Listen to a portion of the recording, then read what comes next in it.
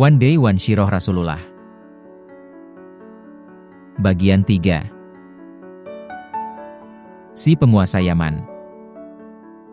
Saat Abdul Muthalib memimpin Mekah, ada sebuah peristiwa dahsyat. Kejadian ini bermula dari Yaman, sebuah negeri yang terletak jauh di sebelah selatan Mekah. Saat itu, Yaman diperintah oleh seorang penguasa bernama Abrahah al-Ashram. Aku tidak habis pikir, mengapa setiap tahun seluruh bangsa Arab datang ke tanah Mekah, seru Abrahah kepada para menterinya. Paduka tahu, di sana ada sebuah bangunan bernama Ka'bah. Bangunan tua itu begitu disucikan oleh penduduk Jazirah Arab sehingga mereka tidak dapat berpaling darinya. Kesanalah mereka pergi beribadah menyembah para dewa sepanjang tahun, jawab salah seorang menteri. Apa istimewanya bangunan tua yang terbuat dari batu kasar itu? Aku ingin negeri kita, Yaman, mempunyai sebuah rumah suci yang akan membuat bangunan tua di Mekah itu menjadi tidak berarti lagi dan dilupakan orang. Namun, apa mungkin kita bisa membuat rumah suci baru yang bisa menandingi Ka'bah? Mengapa tidak? Buat sebuah gereja yang sangat indah. Hiasi dengan perlengkapan paling mewah yang kita miliki. Gerbang emas, jendela perak, lantai pualam yang berkilau. Semuanya. Kerahkan seluruh ahli bangunan. Aku ingin gereja itu selesai dalam waktu singkat. Tidak lama kemudian, berdirilah sebuah gereja seindah yang diinginkan Abrahah. Sang penguasa Yaman itu mengunjunginya dengan rasa puas. Lihat, tidak lama lagi, seluruh orang Arab akan datang ke sini, kata Abrahah kepada bawahannya. Bahkan orang-orang Mekah akan melupakan rumah tua mereka begitu melihat bangunan seindah ini. Bendungan Marib. Penduduk asli Yaman adalah kaum Saba. Sebelum datangnya Islam, negeri Yaman telah terkenal dengan kemajuan teknologi bangunannya. Salah satu bangunan yang amat terkenal adalah bendungan raksasa Marib. Ketika bangunan ini jebol, banjir besar melanda daerah sekitarnya sehingga para penduduk terpaksa pindah ke negeri lain. Penyerbuan. Ternyata, apa yang diharapkan Abrahah tidak terjadi. Orang-orang Arab sudah sangat mencintai rumah purba Ka'bah sehingga mereka tidak dapat berpaling ke rumah suci yang lain, betapapun indahnya bangunan itu dibuat. Orang-orang Arab merasa ziarah mereka tidak sah jika tidak mengunjungi Ka'bah. Bahkan, penduduk Yaman sendiri tidak mengindahkan rumah suci baru itu. Seperti biasa, mereka tetap berbondong-bondong berziarah ke Mekah. Tidak ada jalan lain. Geram Abrahah. Gerakan pasukan gajah kita. Serbu dan hancurkan Ka'bah.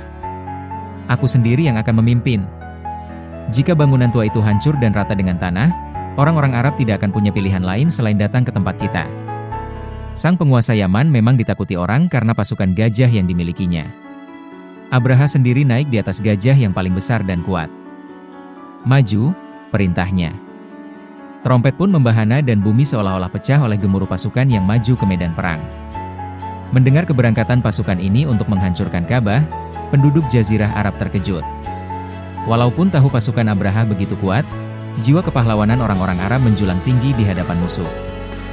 Zunafar, seorang bangsawan Arab, mengerahkan masyarakatnya untuk menahan gerak maju Abrahah. Akan tetapi, ia dikalahkan dan ditawan. Nufail bin Habib al-Hatami memimpin pasukan kabilah Syahran dan Nahis. Namun, ia juga dikalahkan dan dijadikan penunjuk jalan pasukan Abrahah. Al-Qulayus. Al-Qulayus adalah nama gereja yang dibangun Abrahah agar orang tidak lagi pergi ziarah ke Mekah, tetapi ke gereja ini. Mengetahui maksud Abrahah ini, bangsa Arab marah karena kecintaan mereka pada Ka'bah sudah mendarah daging. Sementara itu, seseorang dari suku Kinani malah pergi memasuki Al-Qulayus dan membuat kerusakan di dalamnya. Peristiwa inilah yang memicu Abrahah untuk menghancurkan Ka'bah. Sikap penduduk Mekah. Kita lawan mereka, Abdul Muthalib. Berikan peringatan kepada setiap orang untuk bertempur. Orang-orang Quraisy di Mekah panik. Mereka meminta pendapat Abdul Muthalib untuk bertempur. Abdul Muthalib tahu, sekeras apapun mereka melawan, semuanya akan sia-sia. Pasukan Mekah akan ditaklukkan. Karena itu, ia menjawab dengan bijak. Tidak, kita tidak akan mampu. Seorang utusan Abrahah telah tiba dan menyampaikan keterangan bahwa Abrahah tidak akan memerangi kita. Abrahah hanya ingin menghancurkan Ka'bah. Kita akan selamat jika tidak menghalanginya. Aku sarankan semua orang pergi mengungsi ke gunung-gunung di sekeliling kota. Abdul Muthalib kemudian mendatangi markas Abraha bersama beberapa orang pemuka Mekah. Kembalikan unta-unta kami yang dirampas pasukanmu, kata Abdul Muthalib kepada Abraha. Akan kukembalikan unta-unta itu. Apakah ada hal lain yang kau minta? Tanya Abraha. Urungkan niatmu untuk menghancurkan Ka'bah. Jika engkau mau, kami akan berikan sepertiga harta dari daerah Tihama yang subur. Abraha menggeleng, tidak. Kalau begitu, kami serahkan pengamanan Ka'bah kepada Tuhan pemilik Ka'bah, jawab Abdul Muthalib, lalu dia pergi. Kini kota Mekah kosong. Penduduknya telah mengungsi. Jalan lebar terbuka bagi Abraha untuk menghancurkan Ka'bah yang letaknya sudah di depan mata. Tidak ada yang mampu menghalangi kekuatan sebesar itu. Catatan: Abraha al-Ashram bukanlah penduduk asli Yaman. Ia datang dari negeri Habasyah di Afrika, kemudian menduduki Yaman. 70.000 pasukan Habasyah yang dipimpin Aryad berhasil mengalahkan Yaman. Akan tetapi, Aryad kemudian dibunuh oleh Abraha. Sejak itulah Abraha memerintah Yaman.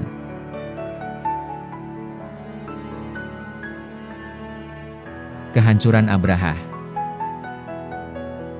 Allah lah yang melindungi rumah sucinya. Ketika pasukan Abraha bergerak mendekat, gajah Abraha berhenti. Sekeras apapun Abraha memukulinya, gajah itu tetap duduk tenang, bahkan akhirnya berusaha berjalan lagi ke arah Yaman. Maju! Maju! Apa yang terjadi padamu? Bentak Abraha pada tunggangannya. Dalam berbagai medan pertempuran, belum pernah kamu mengecewakan aku seperti ini. Kamu bahkan tanpa ketakutan. Ada apa sebenarnya? Paduka. Ada yang datang dari arah laut, teriak seorang prajurit sambil menunjuk-nunjuk panik. Saat itulah, dari arah laut, Allah mengirim kawanan burung yang kepakan sayapnya menutupi sinar matahari seperti iringan awan mendung yang bergerak cepat. Burung-burung itu menjatuhkan batu-batu menyala ke arah pasukan gajah. Dengan panik setiap orang berusaha menyelamatkan diri, tetapi sia-sia. Semua orang, termasuk Abraha, mati. Peristiwa ini Allah abadikan dalam surat Al-Fil. Yang artinya, apakah kamu tidak memperhatikan bagaimana Tuhanmu telah bertindak terhadap tentara bergajah? 1051. Bukankah dia telah menjadikan tipu daya mereka untuk menghancurkan Ka'bah, itu sia-sia? 1052. Dan dia mengirimkan kepada mereka burung yang berbondong-bondong, 1053. Yang melempari mereka dengan batu, berasal dari tanah yang terbakar, 1054. Lalu dia menjadikan mereka seperti daun-daun yang dimakan, ulat. 1055. Wabah penyakit. Sebagian ahli tafsir berpendapat bahwa yang dibawa burung itu adalah kuman-kuman wabah penyakit cacar. Dalam beberapa hari saja seluruh pasukan mati dengan tubuh rusak seperti daun dimakan ulat. Abraha berhasil kembali ke Yaman, tetapi tidak lama setelah itu ia pun mati seperti pasukannya. Wa'allahu a'lam bishawab. Jikalau video ini bermanfaat, silahkan di-share. Dan jangan lupa tinggalkan saran di kolom komentar agar channel ini lebih baik.